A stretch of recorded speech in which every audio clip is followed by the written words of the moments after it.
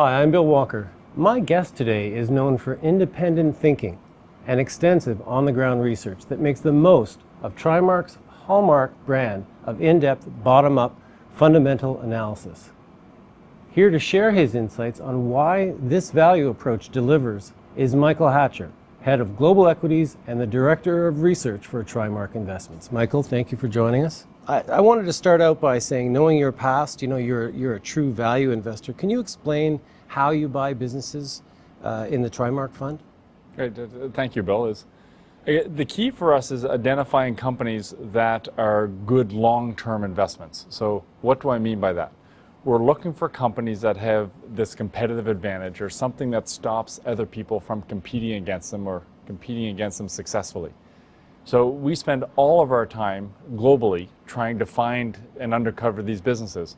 Now, once we do, then the next step is that's when the research really begins. And that's where we're not only sort of doing everything we can here in Toronto as far as reading the financials, getting on the phone and talking to people. The other major step is getting on a plane and going and actually seeing the company and talking to the senior managers of the company, of the business. So if we do our job right, then we'll be able to identify companies with high returns on capital, high free cash flow conversion that should be able to sustain a good business for long periods of time. I mean, that's the key attribute. So just to follow up on that, you don't hear others in the industry say they're looking for broken businesses with low return on investment capital, that sort of thing, low barriers to entry. So how do you, in a situation like that, differentiate yourself from other investors?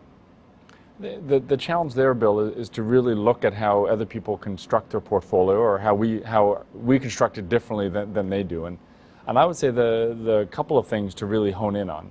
One of them is the turnover, or how long do they actually own a business? Because if you're going to own businesses and identify great companies with high returns on capital, high free cash flow conversion, it only makes sense, or the opportunity is for you to own them over long periods of time, because it's a rare opportunity when the market puts them on sale, and then you need time for the company just to develop and the thesis to develop, and then ultimately for the market to come back and put the proper value on it. So, if you look at a typical the Trimark Fund or the Euro Plus Fund, the turnover could be anywhere in around the 20% range. So these are funds where our average holding period ranges between sort of 5 to 7 years. So that's the key element. If you're going to hold great businesses, that you do need to hold them for a period of time. The second thing I would argue is if you're going to do all of the due diligence to uncover these great businesses and then wait for the market to put them on sale, is you're going to want to have a more concentrated portfolio to take advantage of these opportunities. So the people that truly say that they do them, typically you'll see that come through in their lower portfolio turnover, and you'll see it come through in a more concentrated portfolio. Another aspect that I think is a true differentiator for us is this global travel. It's getting on a plane, it's going and seeing the actual businesses and meeting the senior management of the company that you're looking to invest in. I would make the argument that we're probably one of the more traveled investment teams in the country. And I guess the challenge I throw back to people when they talk to other managers and they say, they also travel, is ask them where they're going. Because I get the sense a lot of people are very comfortable going to a conference in London or going to a hotel in Tokyo, and you can go to a conference where 50 companies come to present.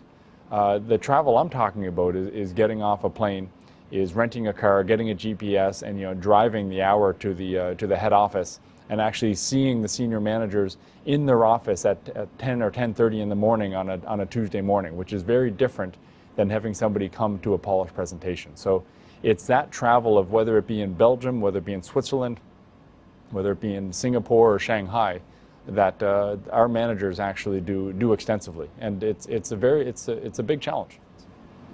Well, it's great to hear about all the diligence you do. Thank you. Great, thank you.